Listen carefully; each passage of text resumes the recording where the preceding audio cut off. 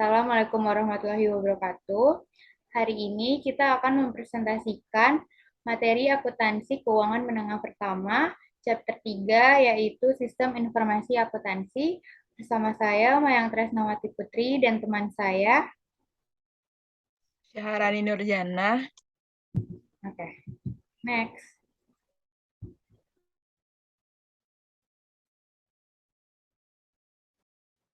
Nah, sebelum kita memasuki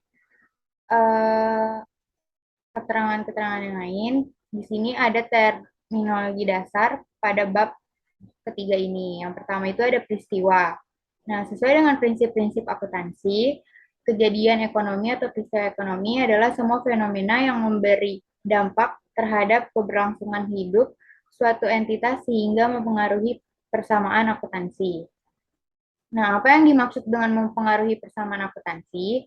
Jadi, kejadian-kejadian tersebut itu bisa menambah atau mengurangi jumlah akun-akun dalam jenis laporan keuangan, antara lain aset, kewajiban, modal atau ekuitas, pendapatan, keuntungan, beban, dan kerugian. Lalu ada transaksi. Nah, transaksi adalah interaksi bisnis antara suatu entitas dengan entitas lain yang mengakibatkan munculnya aktivitas berupa transfer aset dengan aset, transfer aset dengan ekuitas, dan peningkatan kewajiban sebagai akibat penerimaan aset dari pihak lain. Nah, ada jenis-jenis transaksi dan kejadian dalam akuntansi. Yang pertama itu ada transaksi internal. Nah, transaksi internal itu tuh transaksi yang terjadi di lingkungan internal perusahaan dan hanya melibatkan pihak-pihak di dalam perusahaan. Contohnya itu antara lain pembayaran gaji karyawan dan pengalokasian beban perusahaan. Lalu ada transaksi eksternal. Nah, transaksi ini yang terjadi antara pihak internal dengan pihak eksternal perusahaan dan membutuhkan keterlibatan pihak luar perusahaan sebagai mitra transaksi. Nah, contohnya itu tuh pembelian bahan baku, penjualan produk perusahaan, dan pembayaran utang usaha. Lalu ada akun. Akun merupakan media akuntansi untuk mencatat transaksi keuangan yang mengakibatkan terjadinya perubahan aktiva, utang, modal, pendapatan, dan beban. Akun itu tuh ada dua. Yang pertama itu ada akun real, yaitu akun-akun yang menjadi komponen penyusun laporan neraca, ada harta, utang, dan modal. Lalu ada akun nominal. Akun nominal itu adalah akun-akun yang menjadi komponen penyusun laporan laba atau rugi, yang termasuk dalam akun nominal itu ada dua, yaitu pendapatan dan beban. Selanjutnya, ada buku besar. Nah, yang dimaksud dengan buku besar akuntansi itu adalah suatu kumpulan akun-akun yang digunakan untuk meringkas transaksi yang telah dicatat dalam jurnal. Nah, jurnal sendiri itu adalah seluruh transaksi keuangan yang dicatat dalam sebuah jurnal. Nah, idealnya jurnal akuntansi dibuat dengan memasukkan informasi dari penerimaan, kas, penjualan, dan sumber data lain yang menunjukkan transaksi keuangan. Selanjutnya ada posting. Posting atau pemindah bukuan adalah memindahkan transaksi yang telah dicatat dalam jurnal ke dalam setiap akun buku besar yang sesuai. Selanjutnya ada neraca saldo, suatu laporan yang berisi seluruh jenis nama akun beserta saldo total dari setiap akun yang disusun secara sistematis sesuai dengan kode akun yang bersumber dari buku besar perusahaan pada periode tertentu. Lalu ada menyesuaikan entry. Ayat jurnal penyesuaian dibuat dalam jurnal akuntansi pada akhir periode akuntansi setelah neraca saldo disiapkan. Nah, setelah entry yang disesuaikan dibuat dalam jurnal akuntansi, entry tersebut diposting ke buku besar dengan cara yang sama seperti entry jurnal akuntansi lainnya. Lalu ada laporan keuangan. Laporan keuangan merupakan cerminan kinerja dan kondisi keuangan perusahaan. Jenis-jenis laporan keuangan itu ada 5. Yang pertama, laporan laba rugi, neraca, perubahan modal, arus kas, dan CALK. Yang terakhir ada entry penutup. Nah, atau jurnal penutup adalah entry yang dibuat pada akhir periode akuntansi untuk menjadikan semua akun sementara menjadi 0 dan mentransfer saldonya ke akun permanen. Next. Nah, lalu ada debit dan kredit. Debit adalah entry akuntansi yang meningkatkan akun aset atau beban, mengurangi akun liabilitas atau ekuitas. Pada posisi debit berada di sebelah kiri dalam neraca saldo atau pembukuan. Sedangkan kredit adalah pencatatan akuntansi untuk akun hutang dan ekuitas yang mengalami peningkatan. Kredit biasanya terletak di sisi kanan. Jika aset atau beban pada posisi kredit, artinya ada pengurangan dalam akun tersebut. Nah, bisa dilihat di sini ada aset yang bertambah itu maka dia di debit, sedangkan jika aset berkurang dia di kredit. Lalu ada liabilitas atau kewajiban yang berkurang itu berarti dia di debit, sedangkan kalau bertambah itu di kredit. Terus kalau ekuitas itu kalau berkurang di debit, kalau bertambah itu di kredit. Sedangkan untuk pendapatan jika berkurang itu di debit dan jika bertambah itu di kredit. Untuk pengeluaran beban atau biaya itu jika bertambah di debit sedangkan jika berkurang itu di kredit. Next. Nah, selanjutnya ada persamaan akuntansi. Nah, persamaan akuntansi adalah perhitungan yang nantinya bisa memproyeksikan kekayaan, hutang, serta modal yang dimiliki perusahaan tersebut. Seperti yang kita ketahui, prinsip umum akuntansi adalah adanya keseimbangan atau balance antara sisi pemasukan dan sisi pengeluaran. Dan di sini ada hubungan antara aktiva, kewajiban, dan ekuitas bisnis. Jadi rumusnya itu aktiva sama dengan kewajiban ditambah ekuitas. Nah, di dalam ekuitas itu ada modal saham, laba ditahan, dividen, pendapatan, beban, atau biaya. Next.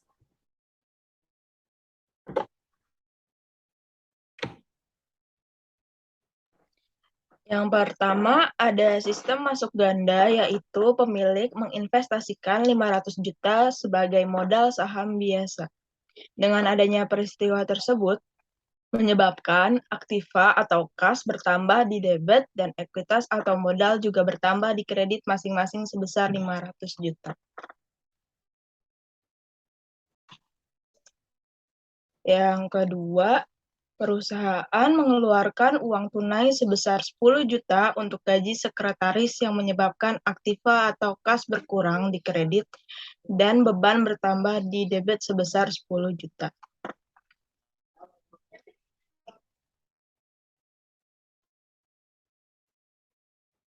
Yang ketiga, perusahaan membeli peralatan kantor seharga 50 juta dengan 6% surat promes sebagai gantinya. Hal itu menyebabkan aktiva atau peralatan bertambah di debit dan kewajiban atau utang bertambah di kredit sebesar 50 juta. Next. Yang keempat, perusahaan menerima uang tunai sebesar 5 juta untuk layanan yang dilakukan. Ini menyebabkan aktiva atau kas bertambah di debit dan pendapatan bertambah di kredit masing-masing sebesar 5 juta.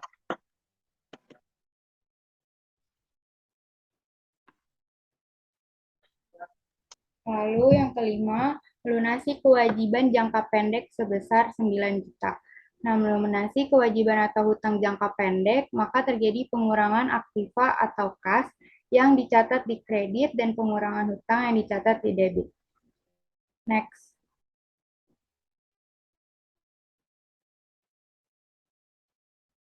Lalu yang keenam, mengumumkan dividen tunai sebesar 50 juta. Nah, mengumumkan dividen secara tunai menyebabkan kewajiban bertambah sehingga dicatat pada kredit dan ekuitas berkurang sehingga dicatat pada kredit. Next. Lalu, mengkonversikan hutang tidak lancar menjadi saham biasa, sehingga hutang akan berkurang dan dicatat pada debit dan ekuitas bertambah maka dicatat di kredit. Next. Selanjutnya, yang ke-8, bayar tunai 10 juta untuk fund pengiriman.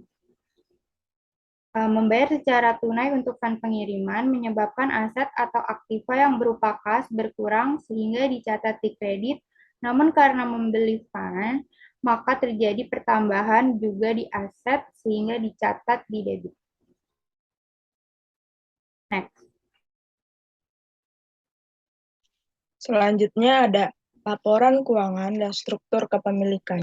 Struktur kepemilikan menentukan jenis akun dari bagian ekuitas. Terdapat dua jenis kepemilikan, yaitu kepemilikan atau kemitraan dan perusahaan. Kepemilikan merupakan pemilik bisnis yang kepemilikannya mempunyai perseorangan. Sedangkan kemitraan adalah suatu jenis bisnis yang mana terdapat suatu perjanjian formal yang terjadi di antara dua orang atau lebih. Yang pertama, di kepemilikan atau kemitraan terdapat aktivitas setoran modal dari pemilik, dan yang kedua ada withdrawal by owner atau PRIV, yaitu pengambilan modal atau aset untuk pemilik. Sedangkan perusahaan adalah organisasi yang didirikan oleh seseorang atau sekelompok orang atau badan dalam melakukan produksi dan distribusi. Perusahaan terdapat kegiatan seperti penyetoran modal saham, membayar premi asuransi, pembagian dividen kepada pemegang saham, dan mengalokasikan laba ditahan untuk periode perusahaan selanjutnya.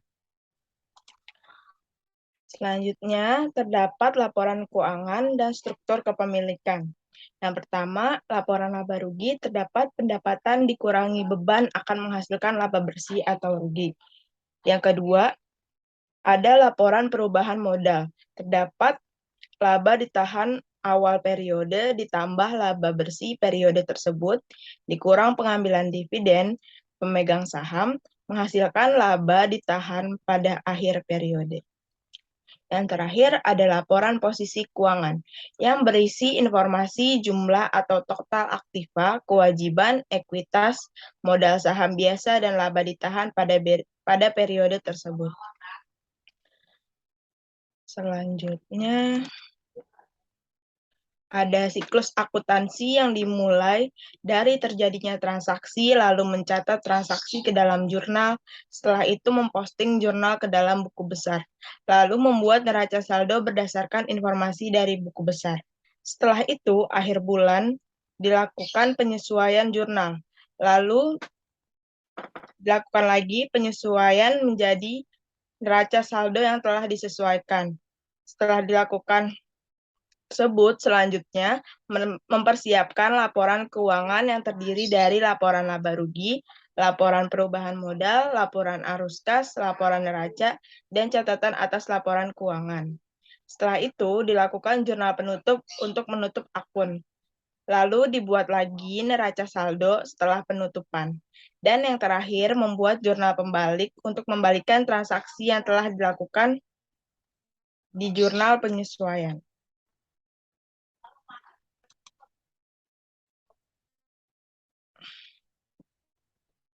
Selanjutnya, tanggal 1 September 2021, pemegang saham menginvestasikan 15 juta uang tunai dalam korporasi dengan imbalan saham biasa. Jurnal untuk 1 September 2021, kas bertambah di debit dan modal saham bertambah di kredit sebesar 15 juta.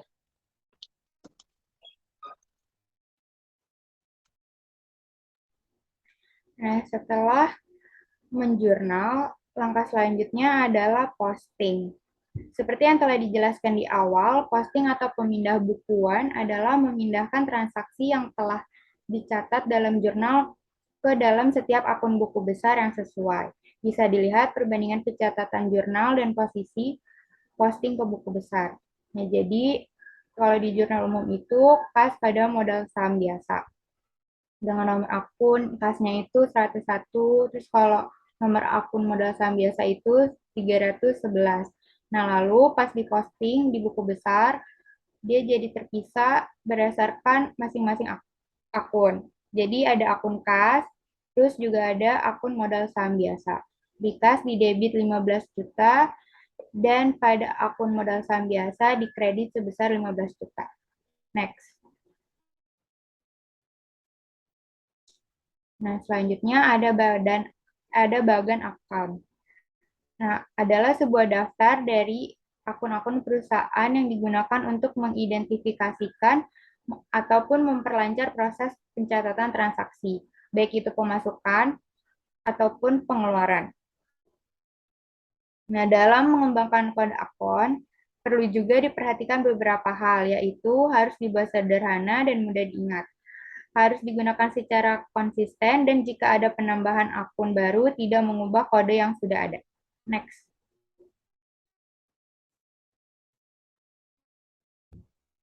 Nah, agar lebih paham lagi, mari kita bahas transaksi.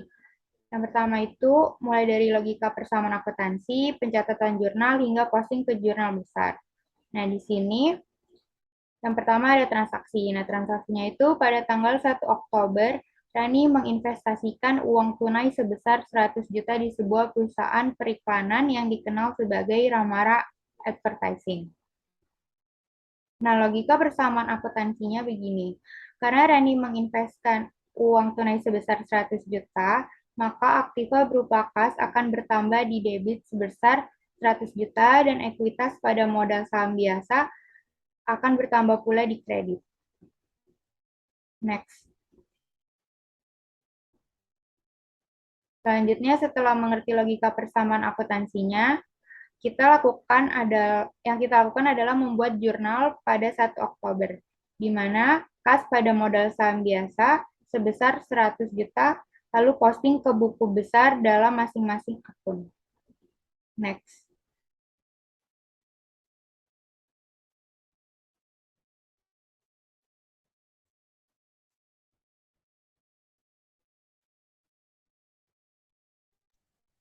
Pada tanggal 1 Oktober, Ramara Advertising membeli peralatan kantor seharga 50 juta dengan menandatangani wesel bayar 3 bulan dengan bunga 12%. Menyebabkan aktiva atau peralatan bertambah 50 juta dan kewajiban atau hutang wesel bertambah di kredit 50 juta. Next. Jadi, jurnalnya aktiva atau peralatan bertambah di debit dan kewajiban atau hutang wesel bertambah di kredit, masing-masing sejumlah 50 juta. Kenapa mengkredit hutang wesel? Karena perusahaan membeli peralatan kantor dengan menandatangani wesel bayar. Setelah itu, posting ke dalam buku besar per masing-masing akun. Peralatan di debit 50 juta dan hutang wesel di kredit 50 juta. Pada tanggal 2 Oktober, Ramara Advertising menerima uang muka sebesar 12 juta dari Sprite Company atau klien untuk layanan periklanan yang diharapkan akan selesai pada tanggal 31 Desember. Transaksi tersebut menyebabkan aktiva atau kas bertambah 12 juta dan pendapatan diterima di muka bertambah sebesar 12 juta.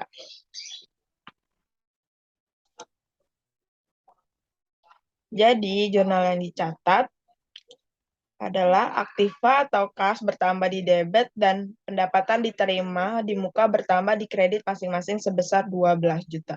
Setelah itu, posting ke dalam buku besar per masing-masing akun, kas di debit 12 juta dan pendapatan diterima di muka 50 juta.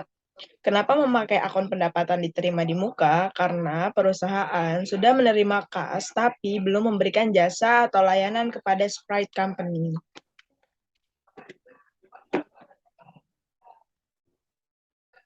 Nah, selanjutnya pada tanggal 3 Oktober, Ramara Advertising membayar sewa kantor untuk bulan Oktober sebesar 9 juta secara tunai. Karena membayar beban sewa, maka terjadi pengeluaran yang mengurangi modal atau ekuitas sehingga aset kas juga berkurang. Next.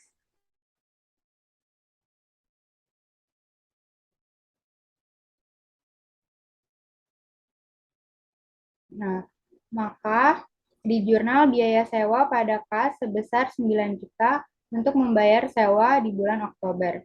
Di akun kas 9 juta itu ditaruh di kredit dan di akun biaya sewa 9 juta di debit. Next.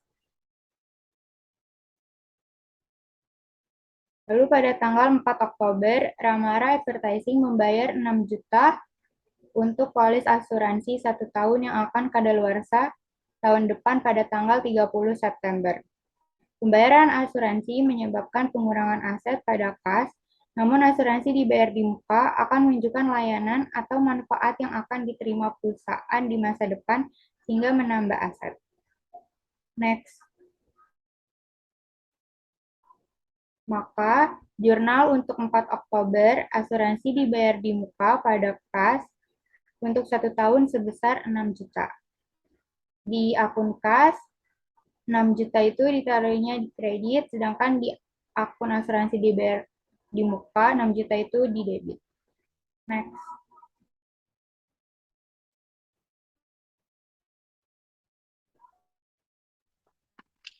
Selanjutnya, pada tanggal 5 Oktober, Ramara Advertising membeli perlengkapan materi iklan dengan estimasi pembayaran 3 bulan dari Iris Supply seharga 25 juta. Menyebabkan aktiva atau perlengkapan bertambah 25 juta dan hutang usaha atau kewajiban bertambah 25 juta.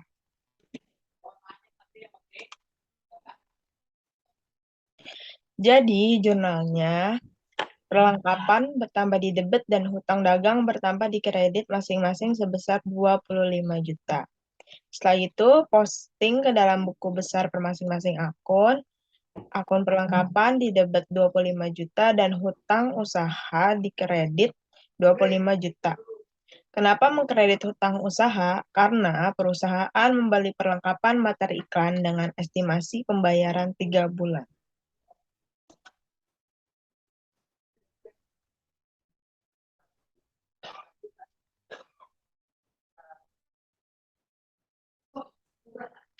Selanjutnya,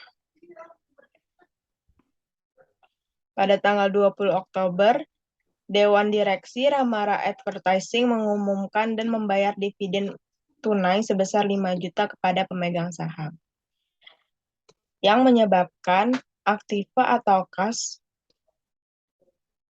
berkurang 5 juta dan dividen berkurang sebesar 5 juta.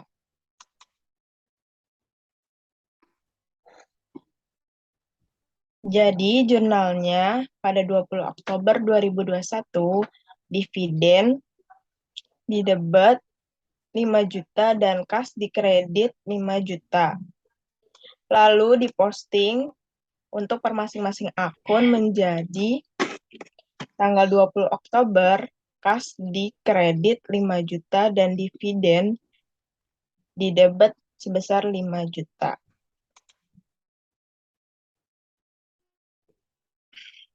Lalu pada tanggal 26 Oktober, Ramara Advertising membayar gaji dan upah karyawan sebesar 40 juta secara tunai.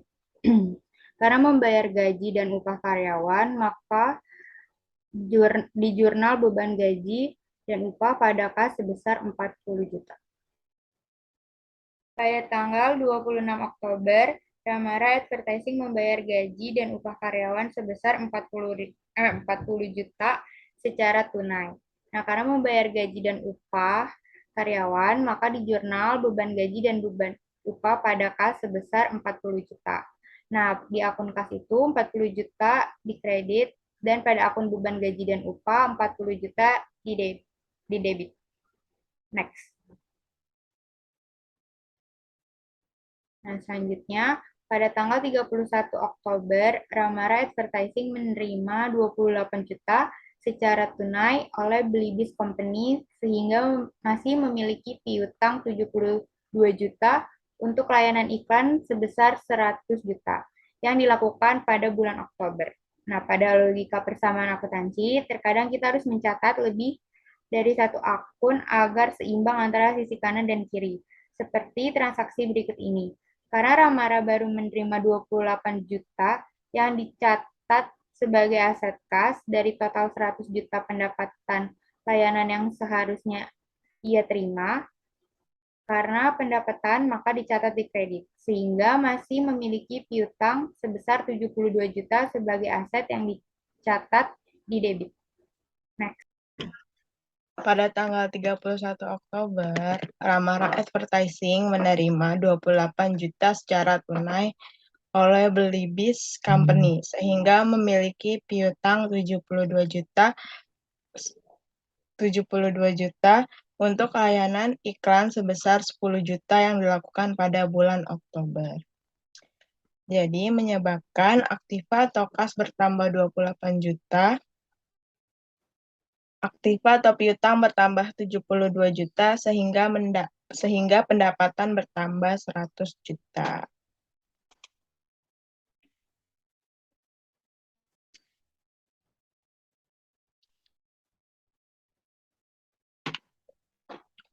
Jadi jurnalnya yang tadi, kas bertambah di debit 28 juta, piutang bertambah di debit 72 juta, dan pendapatan bertambah di kredit sebesar 100 juta.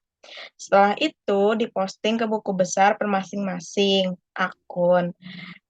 Tanggal 31 Oktober 2021 bertambah di debit sebesar 28 juta untuk akun kas, dan piutang bertambah di debit sebesar 72 juta dan pendapatan layanan bertambah di kredit sebesar 100 juta.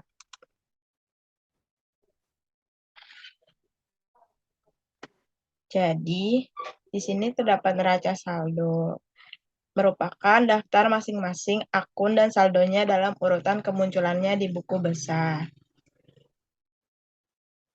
Jadi, intinya neraca saldo adalah kegiatan pencatatan pada setiap transaksi perusahaan yang meliputi laporan penjualan, biaya, hutang, piutang, dan lain sebagainya. Nah, berikut ini adalah neraca saldo yang belum disesuaikan. Ini adalah neraca saldo Ramara Advertising per 31 Oktober 2021. Pada neraca ini terdapat semua akun transaksi beserta total saldonya yang dimana jumlah saldo pada debit dan kredit harus sama. Next.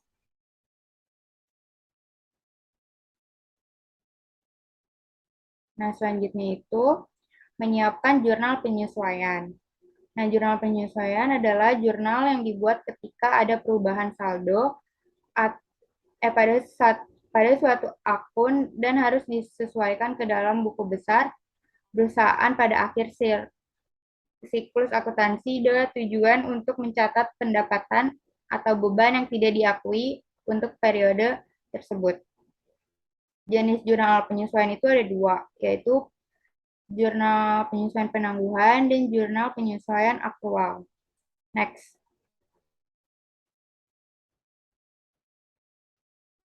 Nah, selanjutnya itu ada jurnal penyesuaian penangguhan, yaitu pengeluaran atau pendapatan yang diakui di tanggal lebih awal sebelum biaya yang digunakan atau dikonsumsi maupun sebelum layanan dilakukan. Ada dua jenis penangguhan. Yang pertama itu biaya dibayar di muka, yaitu biaya yang belum menjadi kewajiban perusahaan untuk membayar pada periode saat ini, namun perusahaan sudah membayar terlebih dahulu. Lalu ada pendapatan diterima di muka. Pendapatan diterima di muka adalah pendapatan diterima sebelum kewajiban dilaksanakan. Artinya, bahwa kita sudah terima uangnya, tetapi kewajiban kita atas hak yang harus mereka terima belum diselesaikan, sehingga dapat digolongkan sebagai kewajiban. Selanjutnya di sini ada biaya bayar di muka dan pendapatan diterima di muka untuk jurnal penyesuaian. Nah, aset yang dibayar dan dicatat sebelum perusahaan menggunakannya disebut biaya dibayar di muka. Ketika biaya dibayar di muka, perusahaan mendebit akun aset untuk menunjukkan layanan atau manfaat yang akan diterimanya di masa depan. Contoh pembayaran di muka yang umum adalah asuransi, persediaan, iklan, dan sewa. Selain itu, perusahaan melakukan pembayaran di muka ketika mereka membeli bangunan atau peralatan. Seperti yang ditunjukkan di atas, sebelum penyesuaian, aset dilebih-lebihkan dan beban dikecilkan. Dengan demikian, jurnal penyesuaian untuk biaya dibayar di muka menghasilkan debit ke akun pengeluaran dan kredit ke akun aset. Next.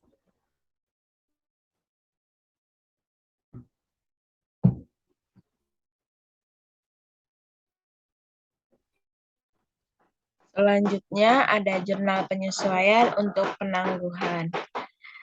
Aset dibayar dan dicatat sebelum perusahaan menggunakannya. Biaya dibayar di muka adalah biaya yang dibayar sebelum aset tersebut digunakan di masa mendatang atau sebelum jatuh tempo. Biaya tersebut tidak dibebankan secara langsung pada periode bersangkutan. Karena belum menjadi beban untuk periode tersebut, sehingga biaya dibayar di muka dianggap sebagai aset lancar.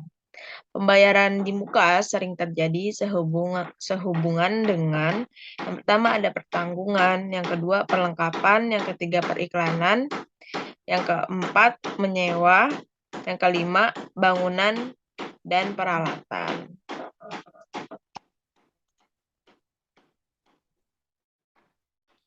Selanjutnya, Ramara Advertising membeli perlengkapan iklan seharga 25 juta pada tanggal 5 Oktober. Jadi, jurnalnya perlengkapan bertambah di debit dan kas berkurang di kredit masing-masing sebesar 25 juta. Selanjutnya, berikut merupakan buku besar untuk permasing akun. Yang pertama ada perlengkapan di debit sebesar 25 juta dan kas di kredit sebesar 25 juta.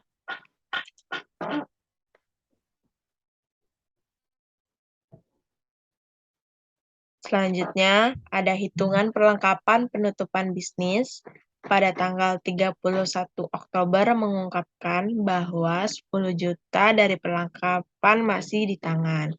Jadi yang tersisa,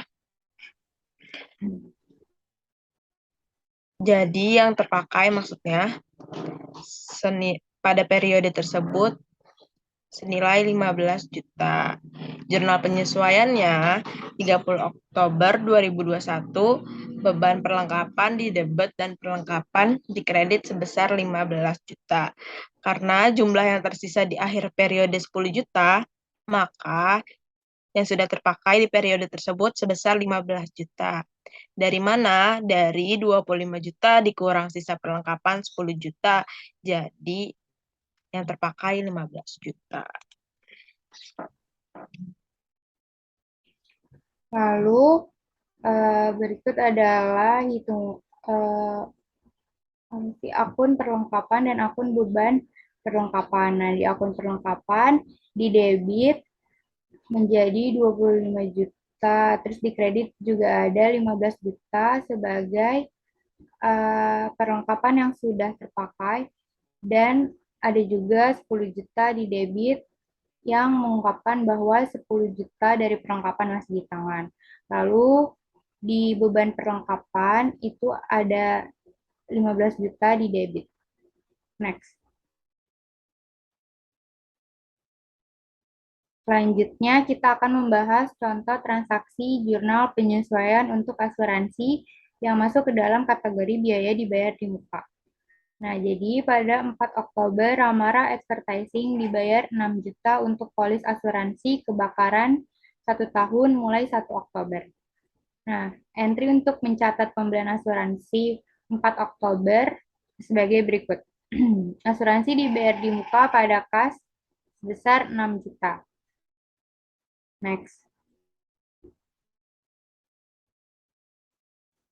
Asuransi dibayar di muka dicatat di debit, dan kas yang berkurang dicatat di kredit. Next. Lalu analisis kebijakan mengungkapkan bahwa 500.000 atau 6 juta untuk 12 bulan masa berlaku asuransi setiap bulan. Dengan demikian, Ramara Advertising membuat jurnal penyesuaian sebagai berikut. Jurnal penyesuaian pada 31 Oktober 2021, biaya asuransi pada asuransi dibayar di muka sebesar 500.000. Biaya asuransi 6 juta untuk setahun atau 12 bulan artinya 500.000 per bulan. Karena asuransi dibayar pada awal bulan Oktober, maka jurnal penyesuaian untuk 31 Oktober mencatat untuk 1 bulan berjalannya asuransi tersebut, yaitu biaya asuransi pada asuransi dibayar di muka sebesar 500.000. Next. Pada akun asuransi dibayar di muka, terjadi penyesuaian yaitu 500.000 di kredit sehingga tersisa 5.500.000 yang dicatat di debit sebagai sisa asuransi yang sudah dibayar namun belum berjalan. Sedangkan pada akun biaya, asuransi di debit sebesar 500.000 untuk asuransi yang telah berjalan pada bulan Oktober. Next. Nah, selain jurnal penyesuaian untuk akuntansi, terdapat pula jurnal penyesuaian untuk depresiasi atau penyusutan. Contohnya, Ramara Advertising memperkirakan iklan penyusutan peralatan kantornya menjadi 400.000 per bulan. Ramara Advertising mengakui penyusutan untuk bulan Oktober dengan jurnal penyesuaian depresiasi sebagai berikut. Jurnal penyesuaian pada 31 Oktober, beban penyusutan peralatan pada akumulasi penyusutan peralatan sebesar 400.000.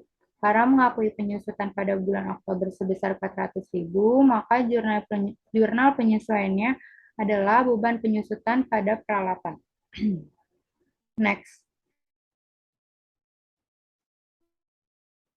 Nah, ini di akun beban penyusutan di akun beban penyusutan peralatan itu ada 400.000 di debit, sedangkan di akun akumulasi penyusutan peralatan di kredit sebesar 400.000. Next.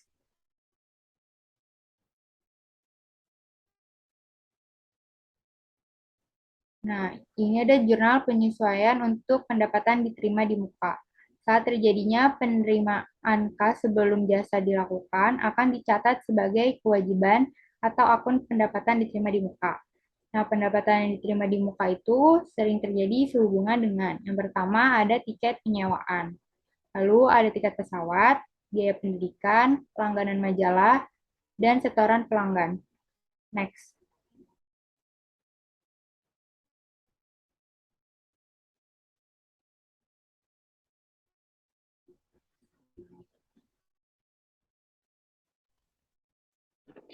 Selanjutnya ada jurnal penyesuaian untuk pendapatan diterima di muka. Yang pertama ada Ramara Advertising menerima 12 juta pada 2 Oktober dari Pauscare untuk layanan periklanan yang diharapkan selesai pada 31 Desember. Lalu tunjukkan entry jurnal untuk pencatat penerimaan pada 2 Oktober. Jadi, jurnal saat penerimaannya adalah pada tanggal 2 Oktober 2021, kas bertambah di debit dan pendapatan diterima di muka sebesar 12 juta. Lalu diposting lagi ke buku besar per masing-masing akun. Di sini akun kas bertambah di debit sebesar 12 juta dan akun pendapatan diterima di muka di kredit sebesar 12 juta. Selanjutnya, terdapat evaluasi layanan Ramara Advertising dilakukan untuk Pauscare selama bulan Oktober. Perusahaan menentukan bahwa ia harus mengakui 4 juta pendapatan pada bulan Oktober. Jadi, jurnal penyesuaiannya pada tanggal 31 Oktober adalah dengan mendebit pendapatan diterima di muka berkurang di debit 4 juta dan pendapatan layanan bertambah di kredit sebesar 4 juta. Next. Setelah itu diposting lagi ke dalam buku besar per masing-masing akun. Pendapatan diterima di muka di debat 8 juta. Di debat maksudnya 4 juta pada tanggal 31 Oktober yang tadi 4 juta. Jadi jumlahnya tersisa di kredit sejumlah 8 juta. Terus yang akun pendapatan layanan di kredit 4 juta, jadi di jumlah sebesar 104 juta di kredit. Next. Lalu ada jurnal penyesuaian untuk aktual. Nah, jurnal penyesuaian untuk aktual ini dibuat untuk catatan pendapatan layanan yang dilakukan dan pengeluaran yang terjadi pada periode akuntansi berjalan. Nah, tanpa penyesuaian aktual, pendapatan akun dan akun aset terkait atau pengeluaran akun dan akun kewajiban terkait itu akan diremehkan. Next.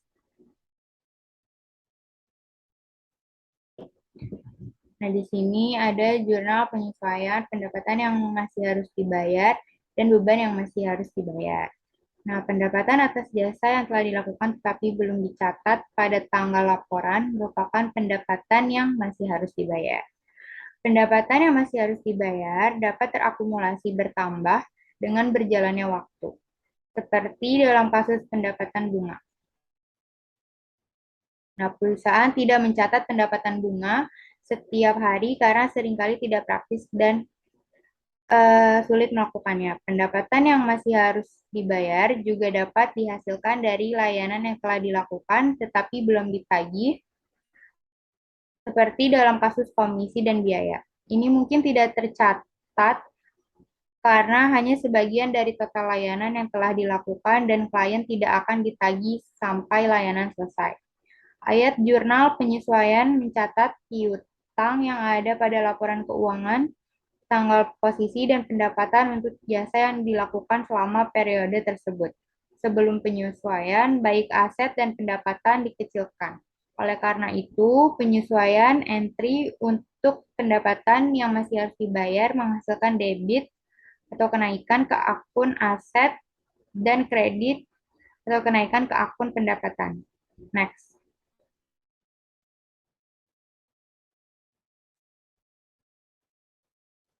Nah, di sini ada jurnal penyesuaian untuk pendapatan yang masih harus dibayar. Nah, contohnya itu tuh yang kayak tadi menyewakan bunga dan layanan yang telah dilakukan. Next.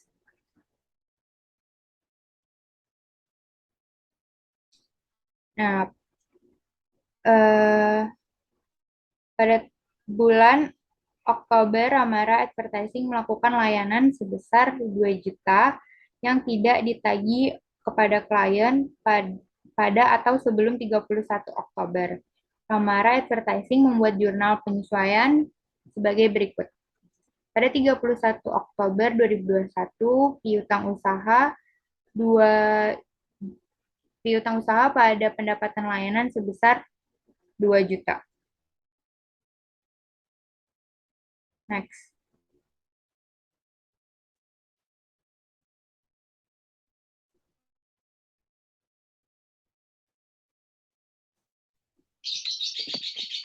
Lalu setelah itu diposting lagi ke dalam per masing-masing akun untuk buku besar. Untuk akun piutang usaha didebet sebesar 2 juta, jadi jumlahnya sebesar 74 juta didebet. Dan untuk akun pendapatan layanan bertambah di kredit sebesar 2 juta menjadi 106 juta di kredit. Next. Jurnal Jurnal penyesuaian untuk beban yang masih harus dibayar. Atau disebut juga utang beban adalah biaya yang sudah terjadi tetapi sampai akhir periode belum dibayar dan belum dicatat dalam akun yang bersangkutan. Contohnya adalah kegiatan sewa, bunga, pajak, dan gaji. Jurnal penyesuaian untuk bunga yang masih harus dibayar.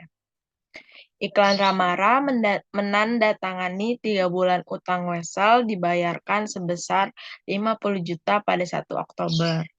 Utang Wesel mensyaratkan bunga pada tingkat tahunan 12%. Ada 3 faktor yang menentukan besarnya akumulasi bunga. Pertama ada nilai nominal, yang kedua suku bunga, dan waktu ketentuan. Tadi nilai nominal tersebut sebesar 50 juta, dikali suku bunga 12%, lalu dikali juga 1/12 karena baru terpakai selama 1 bulan di bulan Oktober. Jadi total jumlahnya sebesar 500.000. Next. Selanjutnya ada periklanan Ramara menandatangani wesel bayar 3 bulan sebesar 50 juta pada 1 Oktober.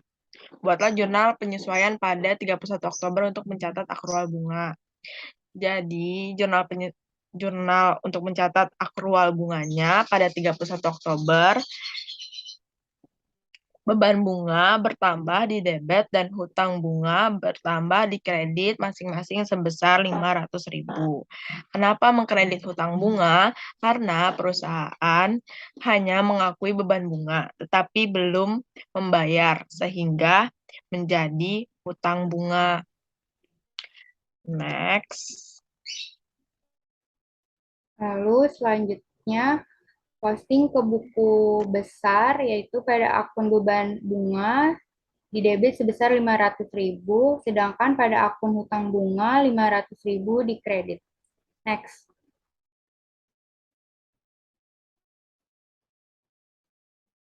Berikutnya ada jurnal penyesuaian untuk gaji yang masih harus dibayar.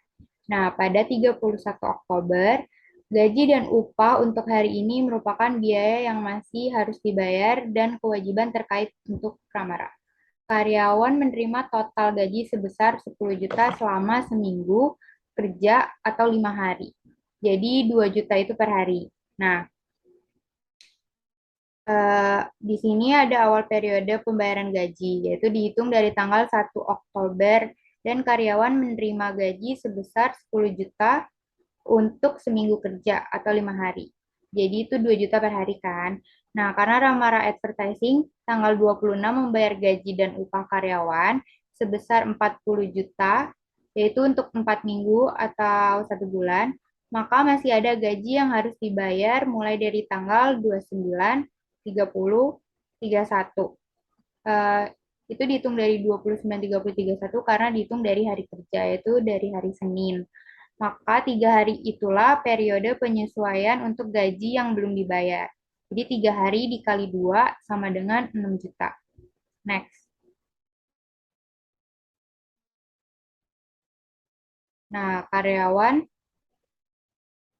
oh ya, nah jadi jurnalnya itu pada 31 Oktober 2021, beban gaji dan upah pada gaji dan hutang upah sebesar 6 juta. Next.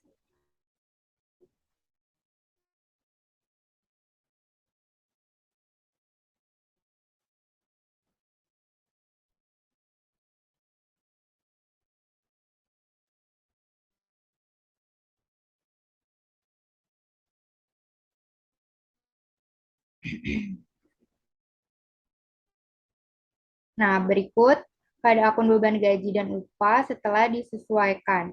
40 juta untuk pembayaran gaji dan upah dari tanggal 1 sampai 26 Oktober di debit, lalu ditambah 6 juta untuk 3 hari, yaitu tanggal 29, 30, 31 sebagai periode penyesuaian, sehingga menjadi 46 juta.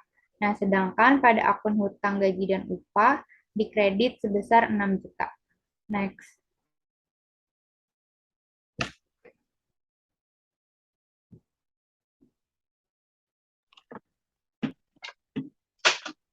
Pada 23 November, Ramara Advertising akan kembali membayar total gaji sebesar 40 juta.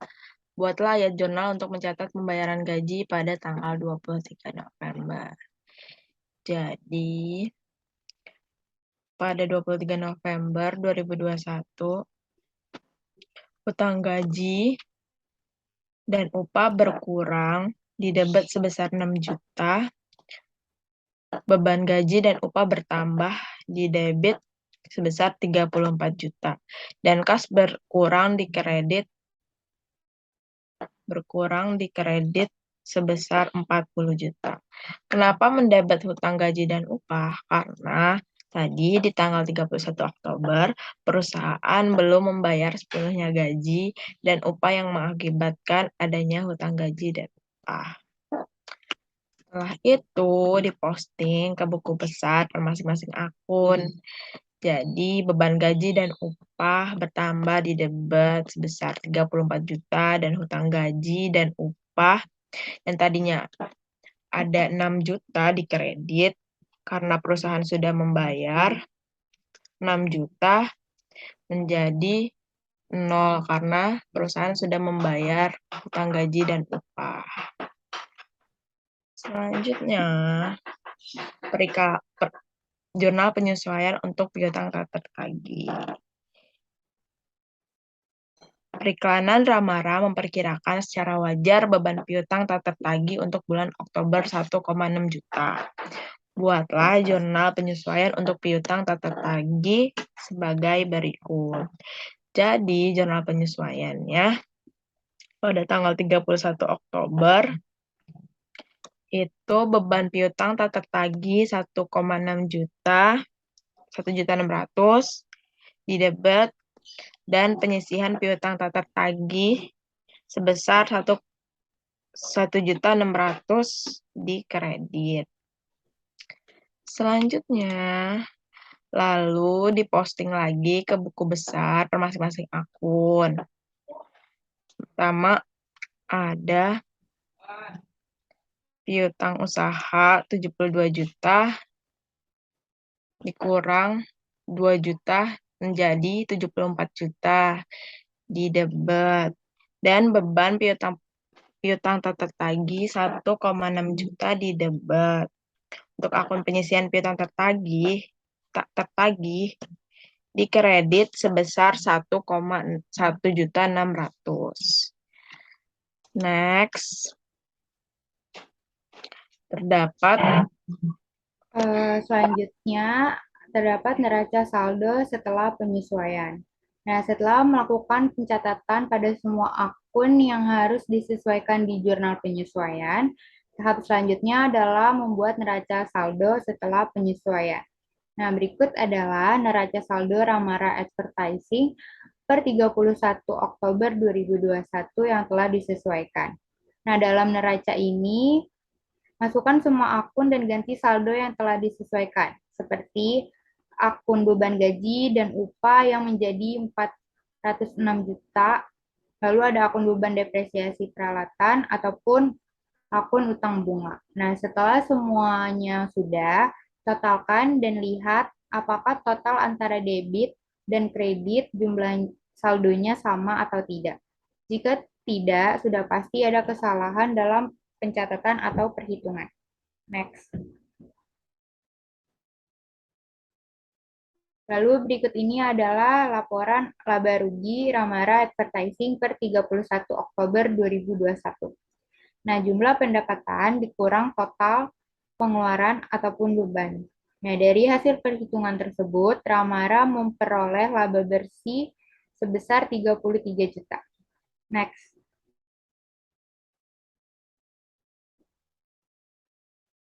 Nah, ini merupakan laporan perubahan modal per 31 Oktober 2021. Jadi, laba ditahan pada 1 Oktober itu ditambah laba bersih yang kemudian dikurang dividen. Jadi, laba ditahan itu pada 31 Oktober sebesar 28 juta. Next.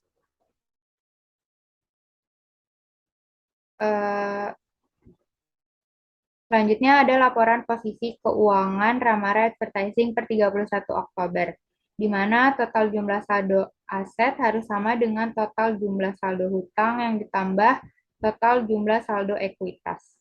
Next.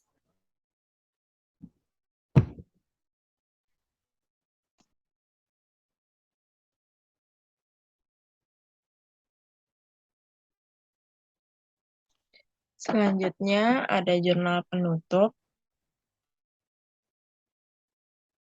yaitu mengurangi keseimbangan dari nominal atau sementara ke akun nol dipersiapkan untuk transaksi periode berikutnya. Terus juga transfer semua saldo akun pendapatan dan beban atau akun laporan laba rugi ke akun yang disebut pendapatan ringkasan. Jurnal penutup juga merupakan ringkasan pendapatan keseimbangan yang kemudian saldo laba yang ditransfer. Yang keempat ada laporan posisi keuangan, yaitu aset, kewajiban, dan ekuitas akun tidak ditutup. Yang terakhir, akun dividen ditutup langsung ke pendapatan yang disimpan atau pendapatan atau laba ikhtisar laba rugi.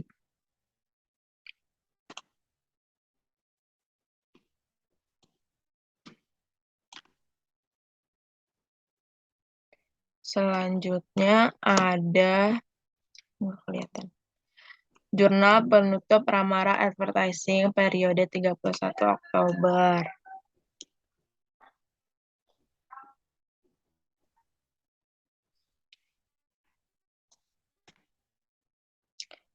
Jadi pada 31 Oktober 2021 menutup akun dengan mendebet pendapatan layanan dan ikhtisar laba rugi di kredit masing-masing sebesar 10.600.000.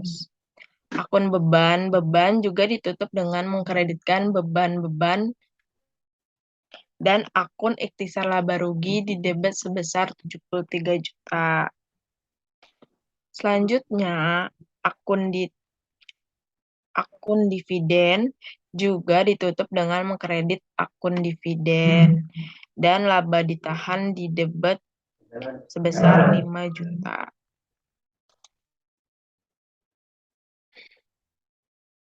Berikutnya merupakan neraca saldo setelah penutupan, yaitu hanya terdapat akun aktiva, hutang, dan ekuitas, karena akun beban, pendapatan, dan dividen sudah ditutup di jurnal penutup. Berikutnya merupakan contoh laporan laba rugi perusahaan dagang.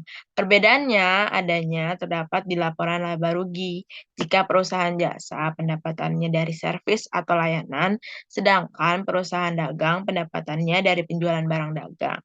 Sebagai contohnya, dari perusahaan dagang itu biasa kita temui adalah toko kelontong atau supermarket.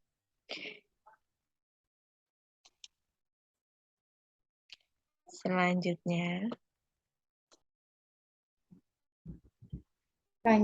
ada laporan perubahan modal per 31 Oktober 2021. Sebuah perusahaan itu tuh dapat mempertahankan laba bersih yang diperoleh dalam bisnis atau mungkin mendistribusikannya kepada pemegang saham dengan pembayaran dividen. Nah, di contoh ini, si Rama Company ini menambahkan laba bersih yang diperoleh selama tahun tersebut ke saldo laba ditahan pada 1 Januari. Dengan demikian meningkatkan saldo laba ditahan. Nah, pengurangan dividen sebesar 2 juta menghasilkan saldo laba ditahan akhir sebesar 26.400.000. Next.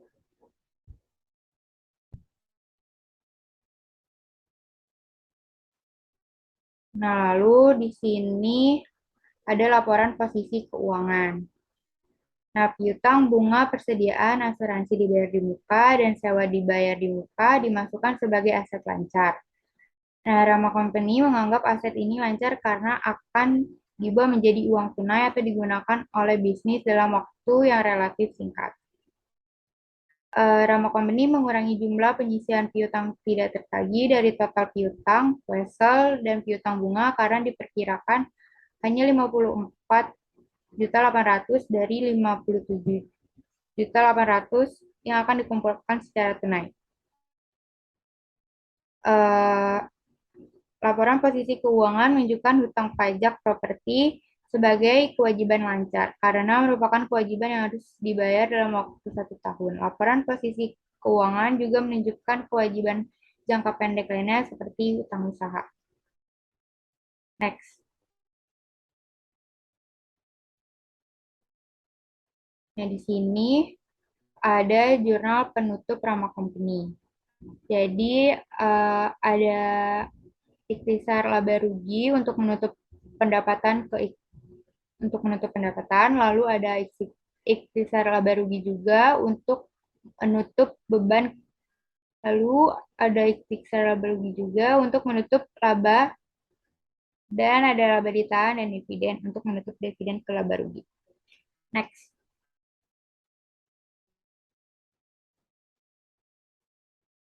Nah, selanjutnya ada jurnal pembalik atau entry komparatif. Menunjukkan bahwa 3 entry pertama sama, mau yang menggunakan entry pembalik atau tidak. Nah, terus 2 entry terakhir itu berbeda.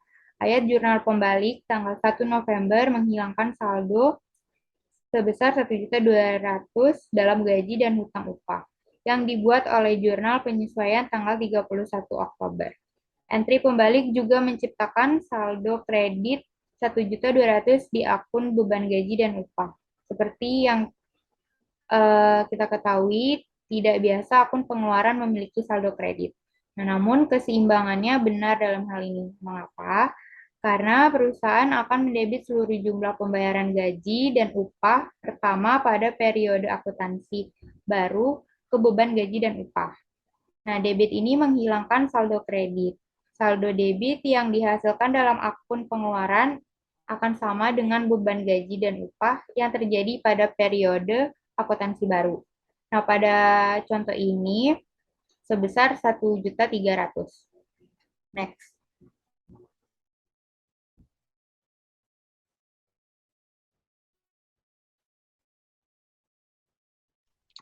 Selanjutnya terdapat jurnal pembalik untuk penangguhan sebagai biaya dibayar di muka atau pendapatan yang belum dibayar. Perusahaan juga dapat mencatat penangguhan secara langsung dalam akun beban atau pendapatan.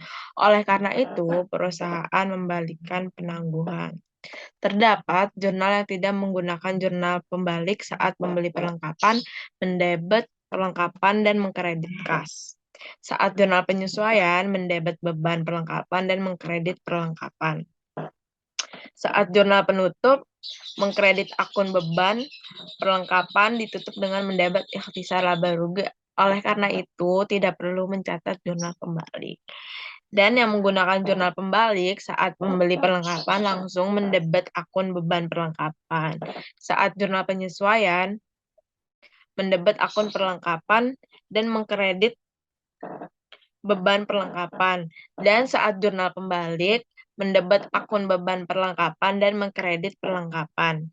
Kenapa perusahaan perlu membuat jurnal pembalik? Karena untuk mengembalikan akun beban yang belum terpakai, lalu perusahaan melanjutkan mendebet beban perlengkapan untuk pembelian perlengkapan kantor selama periode berikutnya.